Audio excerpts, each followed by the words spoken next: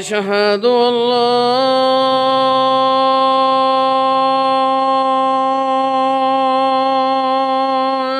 إله إلا الله أشهد أن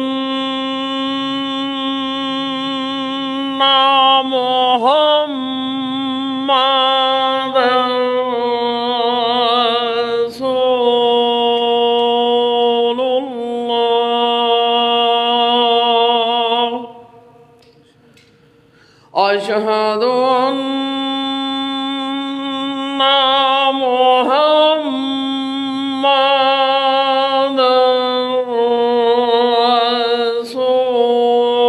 رسول الله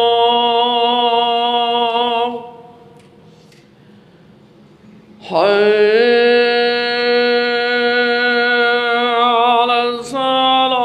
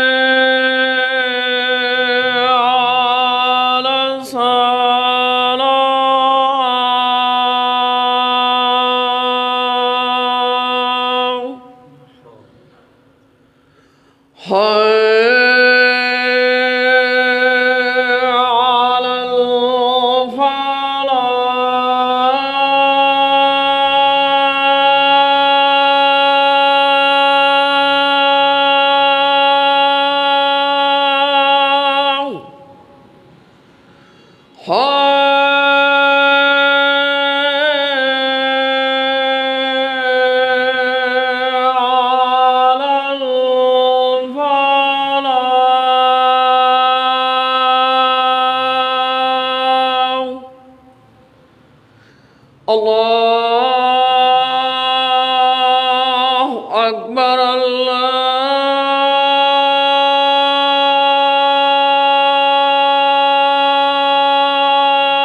الله أكبر لا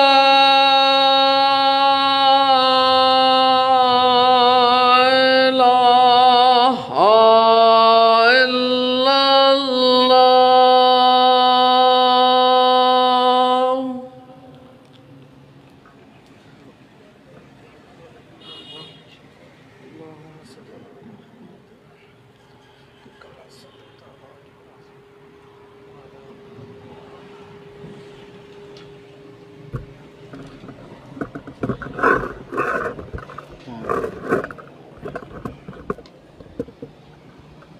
اللهم رب هذه الدعوة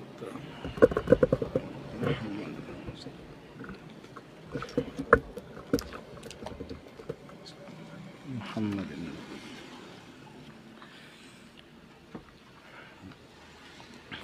السلام عليكم ورحمة الله وبركاته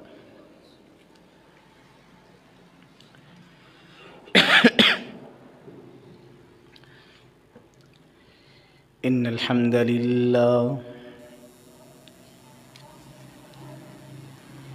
الحمد لله نحمده ونستعينه ونستغفره ونعوذ بالله من شرور أنفسنا ومن سيئات أعمالنا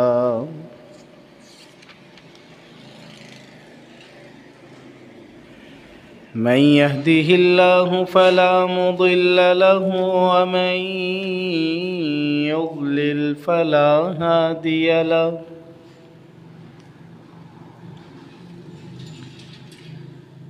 ونشهد أن لا إله إلا الله وحده لا شريك له ونشهد أن محمدًا عبده ورسوله صلى الله عليه وسلم. أما بعد فإن خير الحديث كتاب الله وخير الهدي هدي محمد صلى الله عليه وسلم وشر الأمور محدثاتها وكل محدثة بدعة وكل بدعة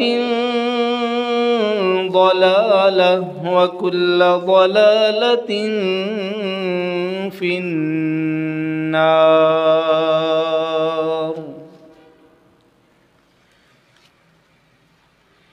يا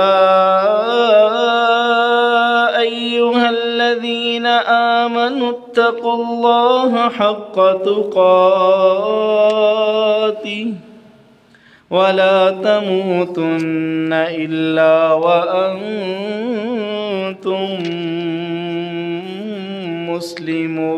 مسلمون.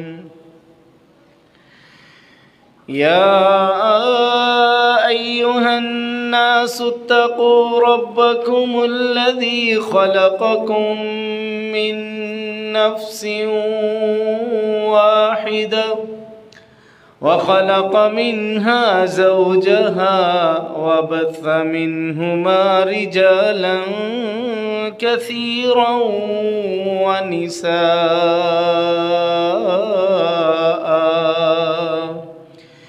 واتقوا الله الذي تساءلون به والأرحام إن الله كان عليكم رقيبا. يا أيها الذين آمنوا اتقوا الله وقولوا قولا سديدا يصلح لكم أعمالكم ويغفر لكم ذنوبكم ومن يطع الله ورسوله فقد فاز فوزا عظيما.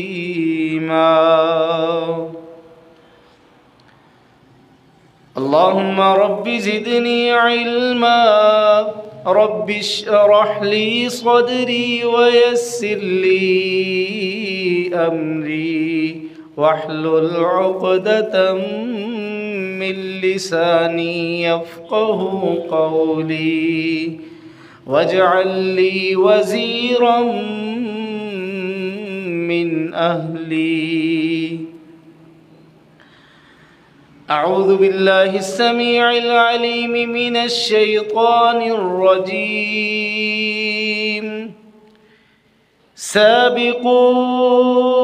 سابقوا إلى مغفرة من ربكم وجنة عرضها كعرض السماء والأرض أعدت للذين آمنوا بالله ورسوله ذلك فضل الله يؤتيه من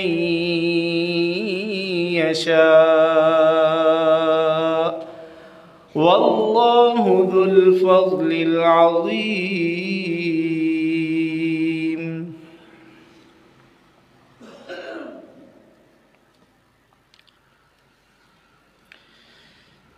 हर किस्म की हम्दो सना अल्लाह जल्ल शानुहू के लिए, दुरूद व सलाम बेहद हिसाब मेरे और आपके रहबर रहमना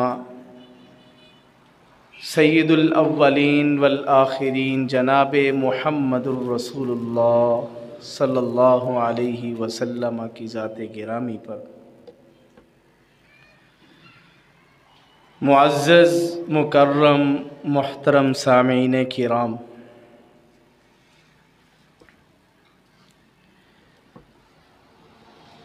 दुनिया ने आज तक जितनी भी तरक्की हासिल कर ली है या मज़ीद तरक्की की तरफ ये दुनिया गामज़न है। जितनी भी चीज़ें नई से नई ईजादात बन रही हैं,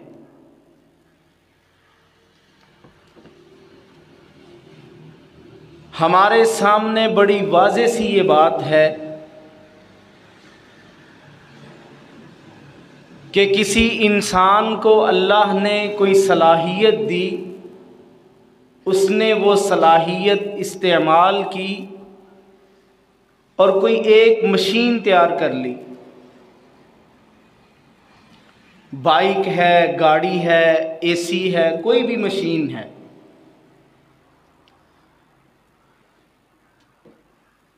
उसको बनाने के बाद उस इंसान ने एक हिदायतनामा जारी किया कि अगर इस मशीन को, इस चीज़ को मेरी बताई हुई हिदायत के मुताबिक इस्तेमाल करोगे तो इसकी मियाद, इसकी मुद्दत ज़्यादा देर तक चलेगी, इसके फ़वाइद आप ज़्यादा हासिल कर सकते हैं। ये सिंपल सी बात है। फिर ये कैसे मुमकिन हो सकता है कि इस कायनात को तख्लीक करने वाली ज़ात, आसमानों, ज़मीनों को, पहाड़ों को, दरियाओं को और बेशुमार मखलूक़ात को पैदा करने वाली ज़ात इंसान को पैदा करे और इसकी ज़िंदगी का शेड्यूल इसको ना दे, ये मुमकिन ही नहीं है।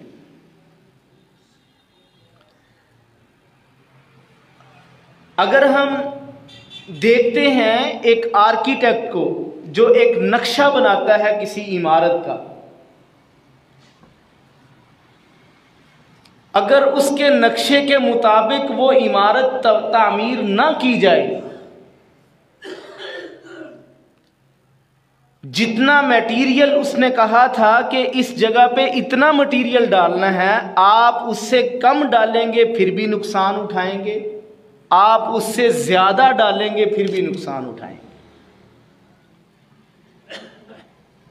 जब दुनिया की चीज़ों में मुझे और आपको ये समझ है तो मेरे भाई, मेरे बुज़ुर्ग, मेरे साथी, ये कैसा मुमकिन है कि अल्लाह अहकमुल हाकिमीन ने मुझे और आपको जो टारगेट दिए हैं, जो मकासद दिए हैं, उनके लिए रहनुमाई ना की हो। मुख्तसर अल्फाज में मैं इंसान पे आता हूं और ख़ास तौर पर मुसलमान की बात करेंगे। एक इंसान का इस दुनिया में आने का और ख़ुसूसन मुसलमान का दुनिया में आने के 3-4 बड़े मकासद हैं। हर इंसान चाहता है कि उसको अच्छा रिज़्क मिल जाए। क्यों जी चाहते हैं? उसको बेहतरीन पुरसुकून रिज़्क उसको मुहैया हो जाए। और एक मुसलमान की दूसरी ख्वाहिश, आप सब माशाल्लाह चुने हुए लोग हैं, तभी तो अल्लाह के घर में बैठे हैं, कि अल्लाह अहकमुल हाकिमीन ने ख़ास रहमत से हमें तौफीक दी इस पुरफितन दौर में, इस मारा मारी के दौर में, कि हम अल्लाह के घर में बैठे हैं। अल्हम्दुलिल्लाह।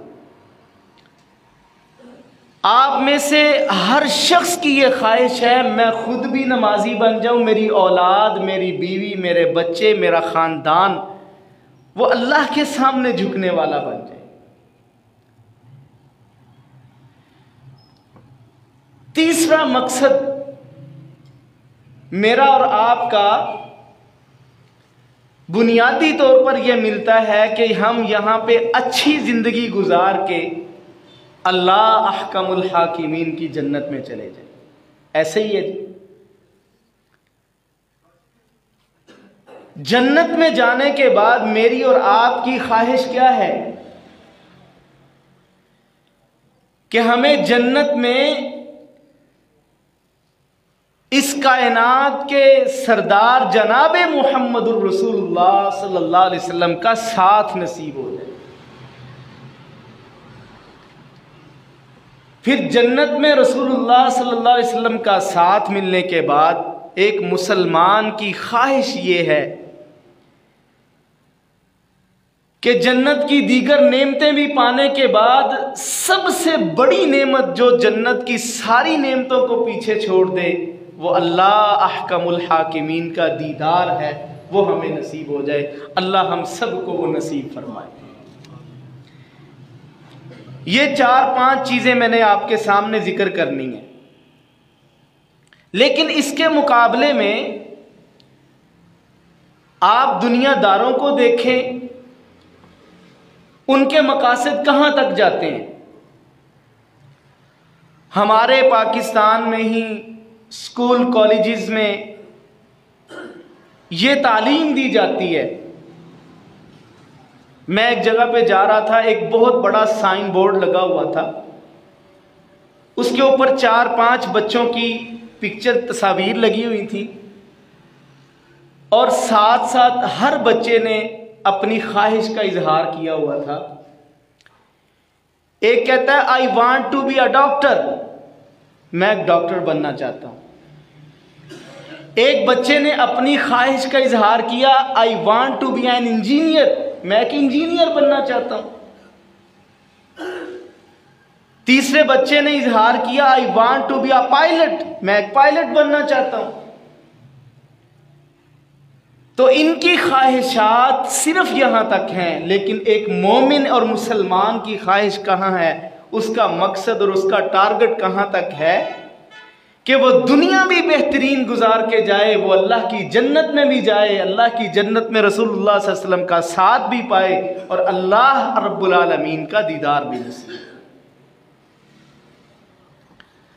अच्छा, ये मकासद तो हैं। अब हमें ये बात समझनी है कि हर मकसद को पाने के लिए मुझे और आपको कितनी एनर्जी खर्च करनी है, कितनी मेहनत करनी है, कितनी एफर्ट लगानी है, कितना हमारा ताल्लुक होगा उस काम को हासिल करने के लिए, उसके लिए हमारी कितनी मेहनत दरकार है। ये 4-5 अल्फाज कुरान मजीद से मैं आपको समझाऊंगा। इसके लिए थोड़ी सी तवज्जो की ज़रूरत है।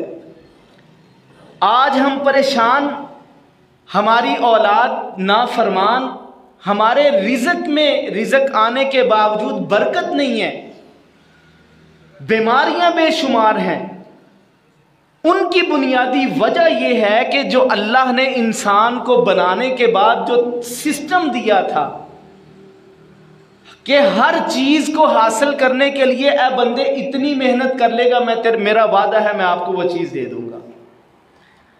हमने अल्लाह के सिस्टम से नाफरमानी की, अल्लाह के कवानीन को तोड़ा, जिसके नतीजे में बीमारियां, जिसके नतीजे में बेसुकूनी, जिसके नतीजे में लड़ाई झगड़े और जिसके नतीजे में आज हमारी आवाम कहाँ खड़ी है और हमारी हुकूमत कहाँ खड़ी है, हमारे सामने है।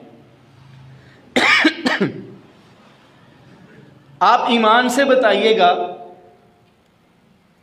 आपके सामने कई मर्तबा ऐसी चीजें आई हैं, मैं आपको मौजूदा चीजों के साथ ताल्लुक बना के एक चीज समझाना चाहता हूं। आप गाड़ी पे जा रहे हैं, आगे इशारा है और इशारे पे टाइम चल रहा है कि इस इशारे के बंद होने में 15 सेकंड बाकी हैं और आप थोड़ा सा पीछे हैं। हम सब के नजदीक वो एक टारगेट बन जाता है कि मैं इस इशारे को 15 सेकंड से पहले क्रॉस कर जाऊं। तो हमारी क्या हो जाएगी, एक टारगेट तय हो गया। उसके लिए क्या हम अपनी स्पीड गाड़ी की कम करेंगे या ज्यादा करेंगे? डेफिनेटली हम उसको ज़्यादा करके हम अपने टारगेट को पाने की कोशिश करेंगे। मेरे भाइयों, अल्लाह रब्बुल आलमीन ने इंसान के ज़िंदा रहने के लिए उसको रिज़्क, रोज़ी रोटी कमाने के असबाब और तरीके प्यारे पैगंबर सल्लल्लाहु अलैहि वसल्लम के ज़रिए से हमें बता दिए, हलाल और हराम के ज़राए बता दिए। तो सबसे पहले हम रिज़्क की बात करते हैं कि हर इंसान की ज़रूरत है, चाहे वो मुसलमान है चाहे वो गैर मुस्लिम है, हर इंसान की ये कोशिश है कि मुझे अच्छा हलाल और पुरसुकून रिज़्क मिल जाए। तो इस रिज़्क के लिए अल्लाह रब्बुल आलमीन ने कुरान मजीद में क्या लफ्ज़ इस्तेमाल किया और उसके लिए हमें कितनी मेहनत करनी है कि आसानी से हमें रिज़्क मिल जाए। पारा नंबर 29 है, सूरतुल मुल्क है, इसकी आयत नंबर 15। घरों में जाके इसका तर्जमा पढ़ लीजिएगा। अल्लाह कहते हैं हुवल्लज़ी जअला लकुमुल अर्ज़ ज़लूला, वो ज़ात जिसने आपके लिए इस ज़मीन को नरम कर दिया। फमशू फी मनाकिबिहा, इसके रस्तों पे चलो फिरो, वकुलू मिर रिज़्क़िही, और इसके रिज़्क़ में से खाओ। याद रखना ये एक वक़्त के लिए है, व इलैहिन नुशूर, आखिर वापस उसी की तरफ जाना है। अब इस आयत में एक लफ्ज इस्तेमाल हुआ है फमशू, जिसका उर्दू में माना होता है चलना, इंग्लिश में वॉक करना।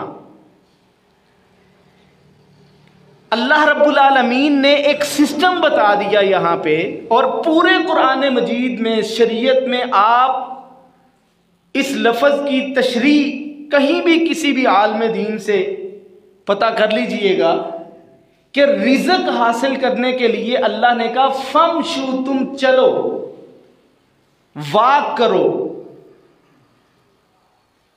इसका मतलब क्या हुआ? इसका मतलब यह है कि आपको सिर्फ बैठे रहने से रोजी नहीं मिलने वाली, आपको इतनी तो मेहनत करनी पड़ेगी जितनी चलने में मुशक्कत होती है,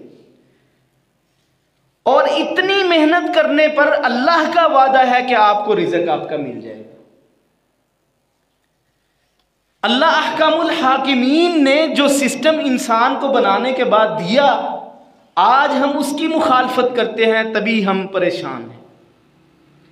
अल्लाह कहते हैं कि फमशू फी मनाकिबिहा वकुलू मिर रिज़्क़िही, कि ज़मीन के रस्तों पे चलो फिरो और इसके रिज़्क के में से खाओ। इसका मतलब है कि जितनी ताकत, जितनी कुव्वत आपको चलने में लगती है, अगर हम रिज़्क के लिए इतनी सी मेहनत कर लें, अल्लाह की कसम, अल्लाह का वादा है, अल्लाह ने आपको आपका रिज़्क देना है। लेकिन इसके मुकाबले में हमने क्या किया जिसकी वजह से हम परेशान हैं? हमने वो मुकाबलाबाजी शुरू कर ली। हालांकि मुकाबलेबाजी के लिए एक हमारा टारगेट कुछ और दिया गया है।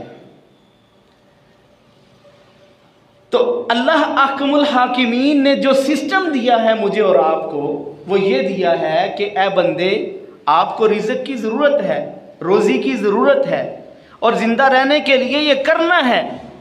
लेकिन उसके लिए कितनी मेहनत करनी है आपने, कितनी मुशक्क़त करनी है, इतनी सी कर लो जितनी चलने में आपको आपकी एनर्जी खर्च होती है, तो अल्लाह का वादा है आपको आपका रिज़्क मिल जाए।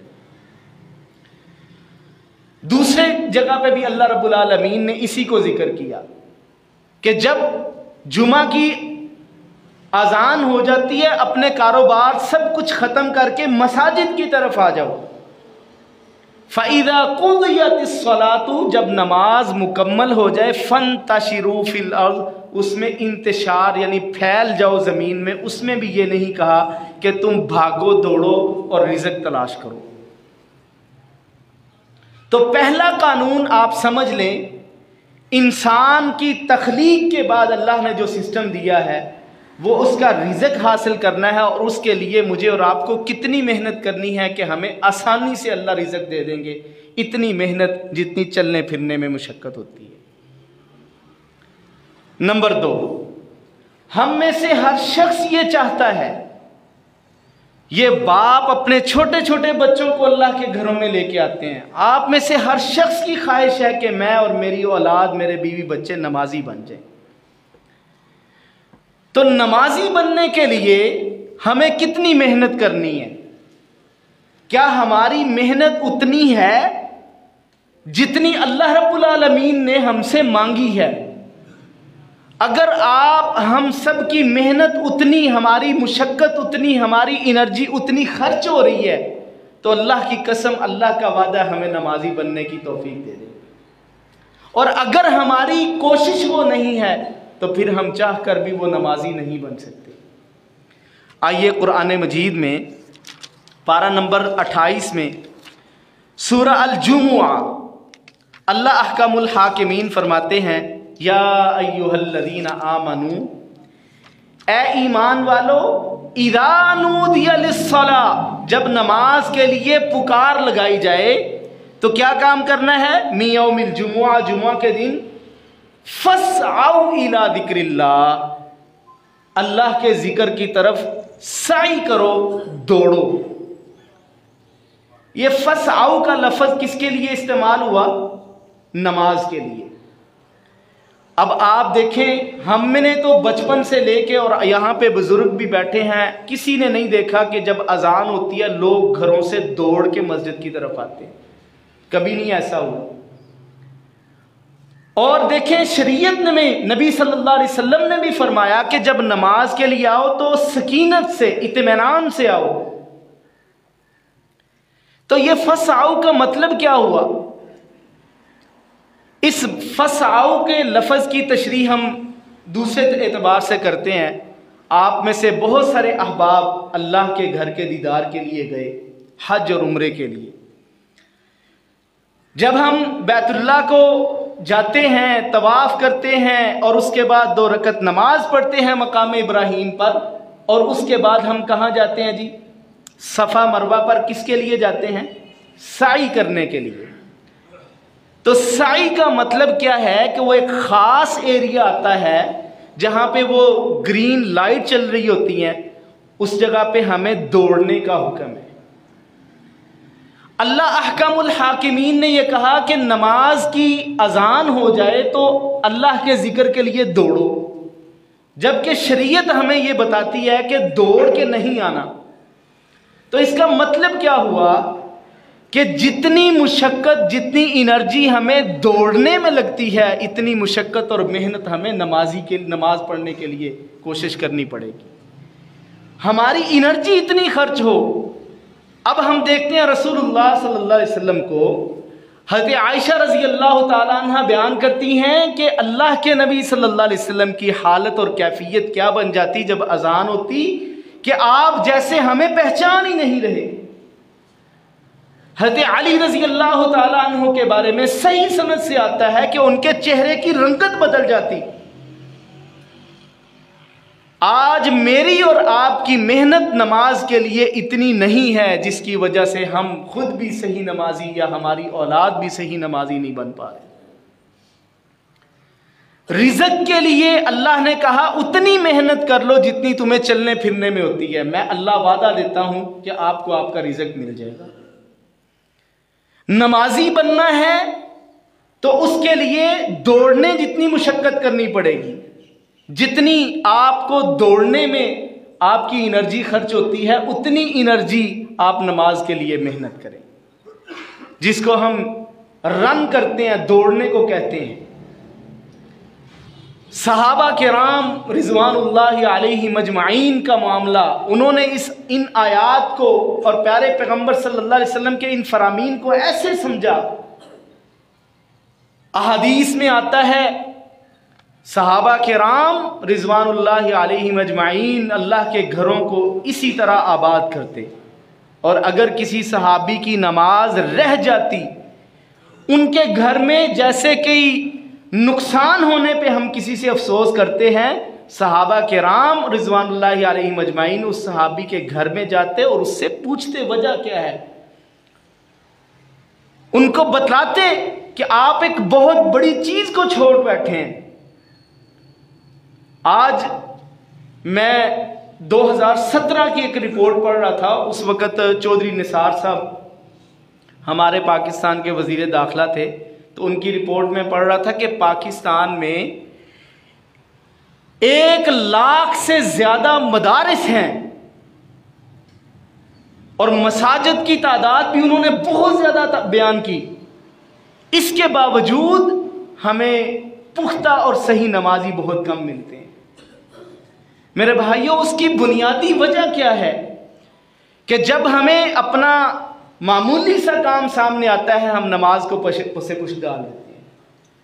जब अल्लाह की पुकार ये है हय्या अलस सलाह, आओ नमाज की तरफ, अल्लाह का वादा है हय्या अलल फलाह, कामयाबी मैं दूंगा।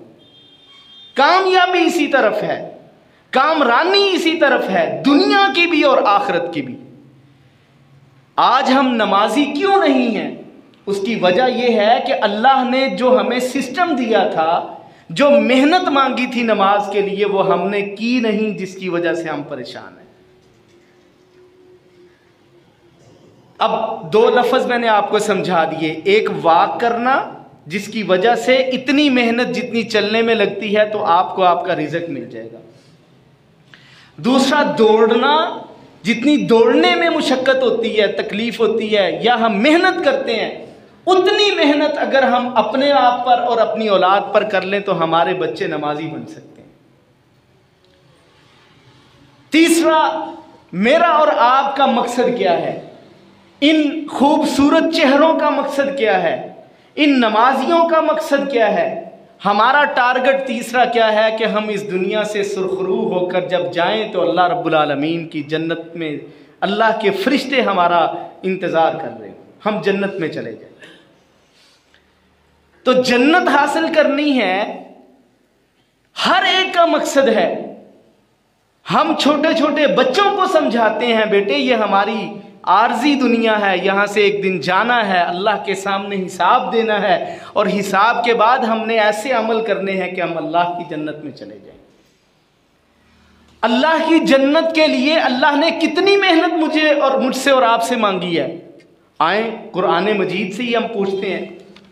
अल्लाह अहकामुल हाकिमीन ने पारा नंबर 27 है, सूरा अल हदीद है, और सूरा अल हदीद की आयत नंबर अल्लाह रब्बुल आलमीन ने 21 में यह बयान किया, साबिकू इला मगफिरतिम मिर रब्बिकुम, लोगों अपने रब की मगफरत की तरफ मुसाबकत करो, मुकाबलाबाजी करो, कंपटीशन करो, और उसके मुतबादिल मिलेगा का व जन्नतिन अर्जुहा, और उस जन्नत के लिए मुकाबलाबाजी करो, अर्जुहा जिसकी सिर्फ और सिर्फ विर्थ जो है, जिसकी सिर्फ और सिर्फ चौड़ाई जो है जमीन व आसमान की चौड़ाई के बराबर।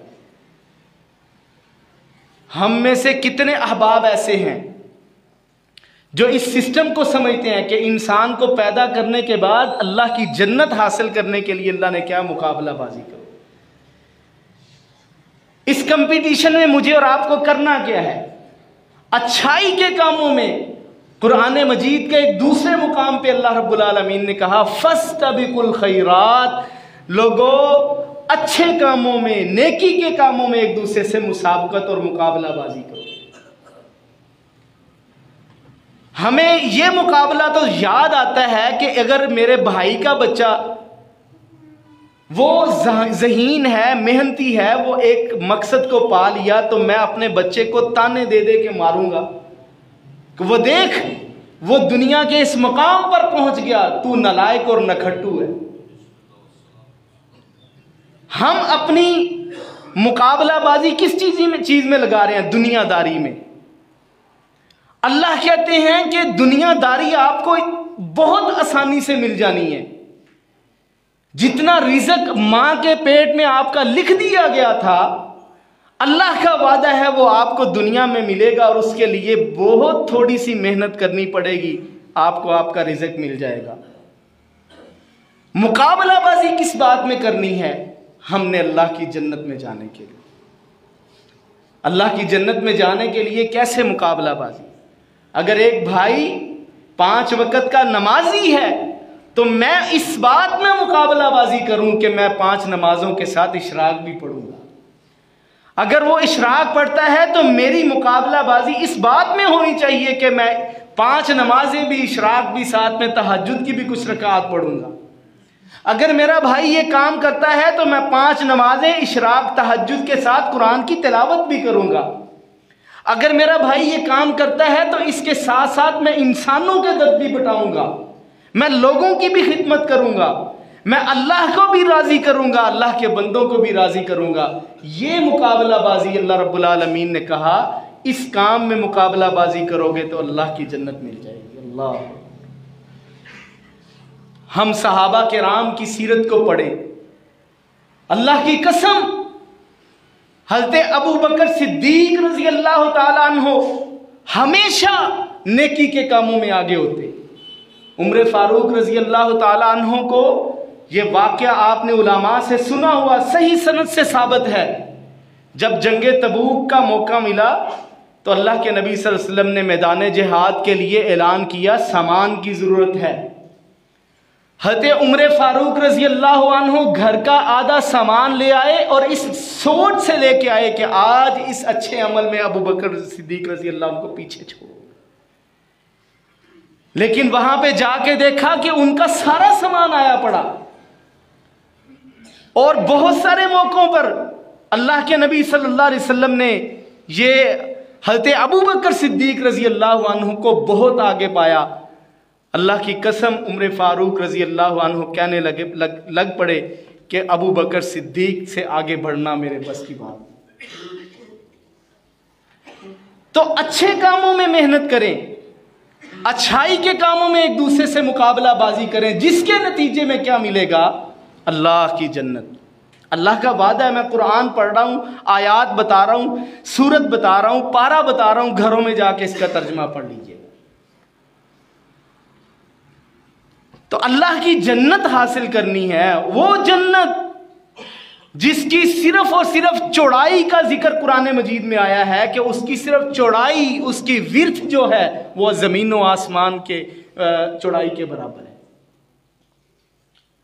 और उसमें मिलने वाली बादशाहतें, उसमें मिलने वाले महल्लात, उसमें मिलने वाले अल्लाह रब्बुल आलमीन के इनामात, वो यहाँ पे जिक्र किया अल्लाह रब्बुल आलमीन ने कुरान मजीद में। अल्लाह कहते हैं, मेरे बंदे दुनिया की ज़िंदगी वो गुजार के आजा जो मैंने कही है, फिर जन्नत की ज़िंदगी वो तुझे दूंगा जो तेरा दिल चाहेगा। मा तश्तहीहिल अनफुस, ऐ मेरे बंदे जो ख्वाहिश करेगा मैं पूरी करूँगा। दुनिया में कई ख्वाहिशें, ये यहाँ पे बुजुर्ग बैठे हैं, इन ख्वाहिशों को साथ लेकर चले जाएंगे लेकिन वो ख्वाहिशें पूरी नहीं होंगी। इसलिए हम अल्लाह के नबी सल्लल्लाहु अलैहि वसल्लम की इन तालीमात पर और अल्लाह के कुरान की तालीमात पे गौर करें। आज मेरा और आपका मुकाबलाबाजी किसी और चीज़ में है।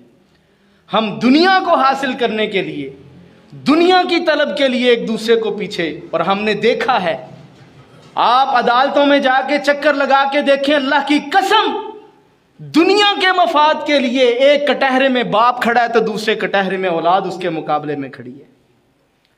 दुनिया के मुकाबलाबाजी में हमने 2 सगे भाइयों को एक दूसरे को कत्ल करते देखा है, और ये वाकयात मेरे और आपके सामने। मुकाबलाबाजी इस चीज में नहीं थी जिसमें हमने करना शुरू कर दी, तभी बीमारियां आई, तभी बेसुकूनी आई, तभी रिज़्क होने के बावजूद बेबरकती आई, क्योंकि हमने अल्लाह को के सिस्टम को खराब करने की कोशिश की।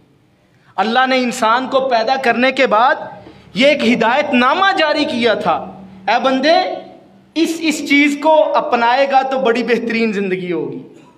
हमने अल्लाह के उस हिदायतनामे को जब पसे पुष्ट डालना शुरू कर दिया तो मेरे भाई हम बेसुकूनी की कैफियत में, आज हर घर में अफरा तफरी है, परेशानी है, औलाद नाफरमान है। माँ बाप को समझ नहीं आ रहा कि इस औलाद के लिए कितनी मेहनत कर रहे हैं, कितनी मुशक्कत कर रहे हैं, और आज ये औलाद कहना मानने के लिए तैयार नहीं। मेरे भाइयों, मेरे बुजुर्गों, बड़ी आर्ज़ाना गुजारिश है। मैं एक यूनिवर्सिटी का भी स्टूडेंट हूँ, मैं एक टीचर हूँ। छोटे छोटे बच्चों को हम पढ़ाते हैं। अपने बच्चों को अल्लाह की कसम नमाज जनाजा का तरीका बताओ। आपने बच्चों को गुस्ल देने का तरीका समझाओ कि वो आपके जाने के बाद अपने बाप को खुद बेहतरीन तरीके से गुस्ल दे। जो दुआएं नमाज जनाजा के टाइम पे जो जिस तड़प से आपकी औलाद कर सकती है, अल्लाह की कसम कोई नहीं कर सकता। हम इन चीज़ों से पीछे हैं। मुख्तसर सी बात, मैं यूनिवर्सिटी में एम एजुकेशन कर रहा था, तो हमारे साथ तकरीबन 36-37 स्टूडेंट्स थे, जिसमें स्कूल टीचर भी थे, जिसमें स्कूलों के प्रिंसिपल भी थे, 1-2 वकील भी थे, एक फौज के ऑफिसर भी थे। तो उन्होंने कहा हमने आपको एम एजुकेशन की डिग्री देनी है कि आप बच्चों को कैसा पढ़ा सकते हैं, हमें एक डेमो दें, आप बताएं कि हमें आपके अंदर कितनी सलाहियत है कि हम आपको डिग्री दे दें। हर बंदे ने अपना टॉपिक चूज कर लिया। मैंने अल्लाह की कसम उठा के कहता हूं, मिंबरे रसूल पे खड़ा हूं, मैंने खड़े होकर के अपने तहारत के ऊपर मैंने बात की। मैंने कहा जी आप सब माशाल्लाह ऐसे लोगों को पढ़ा रहे हैं जो बालिग हैं और ख़ुद भी बालिग हैं, बच्चों वाले बैठे हैं, आप में से कोई एक बंदा यहाँ पे आके गुस्ल का तरीका बता दे। अल्लाह की कसम एक बंदा भी नहीं आया। आप अंदाज़ा लगाएं, इसी मुसलमानों के मुल्क में, ये मैं अपना वाक़या खुद जो मेरे साथ हुआ मैं वो आपको बयान कर रहा हूँ, मैं किसी की सुनी सुनाई बात नहीं कर रहा। अच्छा, उस दिन मैंने नहीं बताया, अपनी कुर्सी पे जाके बैठ गया, इधर से कोनी लगे, इधर से बात आए, हाफिज साहब क्यों शर्मिंदा किया, आप बता ही देते।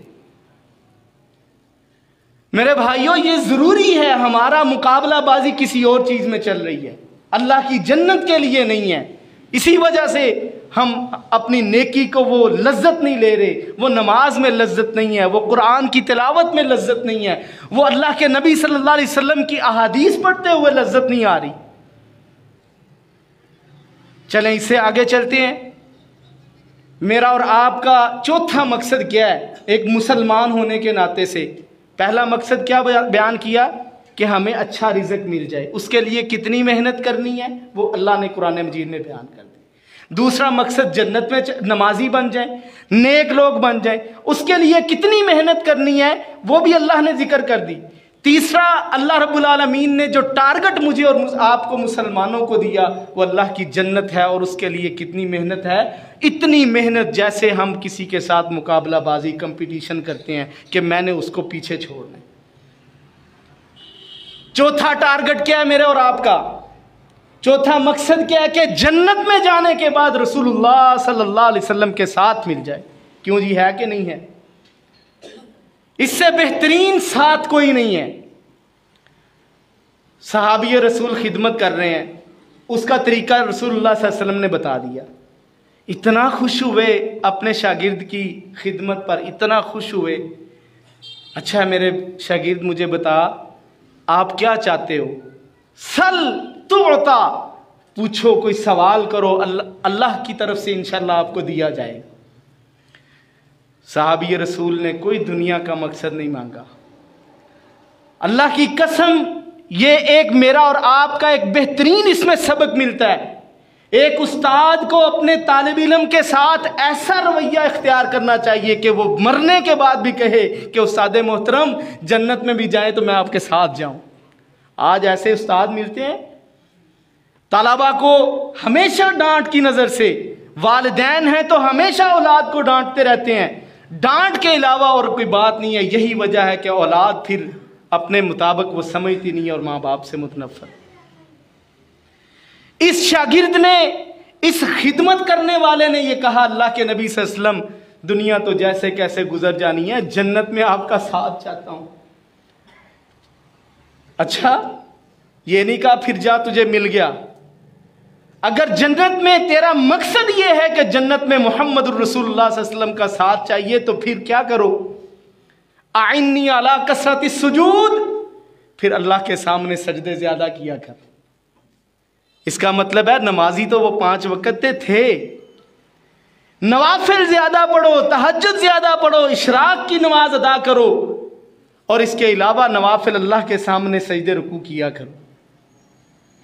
अगर हमारा मकसद ये है मेरे भाइयों कि हम जन्नत में भी जाएं और जन्नत में प्यारे पैगंबर सल्लल्लाहु अलैहि वसल्लम का साथ मिल जाए, तो उसके लिए क्या करना पड़ेगा?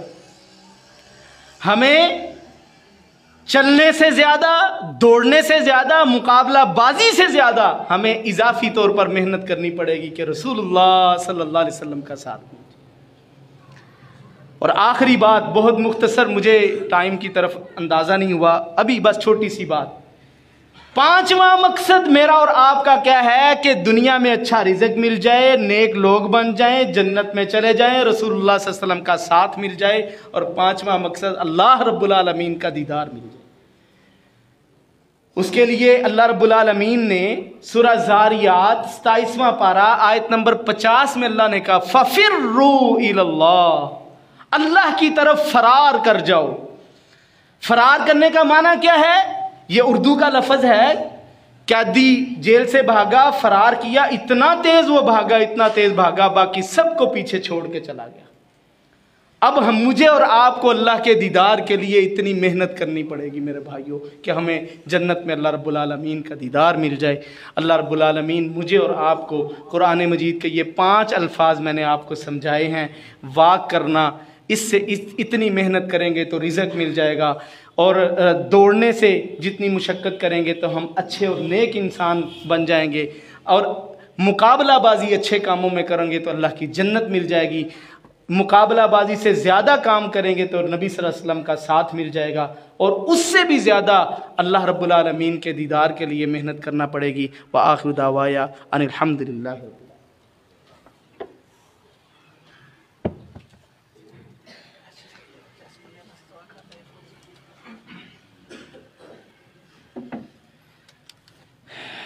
इन्नल हम्दुलिल्लाह नहमदुहु व नस्तईनुहु व नस्तगफिरुह व नऊज़ु बिल्लाहि मिन शुरूरि अनफुसिना व मिन सय्यिआति अअमालिना मन यहदिहिल्लाहु फला मुदिल्ल लहु व मन युद्लिल फला हादिय लहु व नशहदु अन ला इलाहा इल्लल्लाहु वहदहु ला शरीक लहु व नशहदु अन्न मुहम्मदन अब्दुहु व रसूलुहु।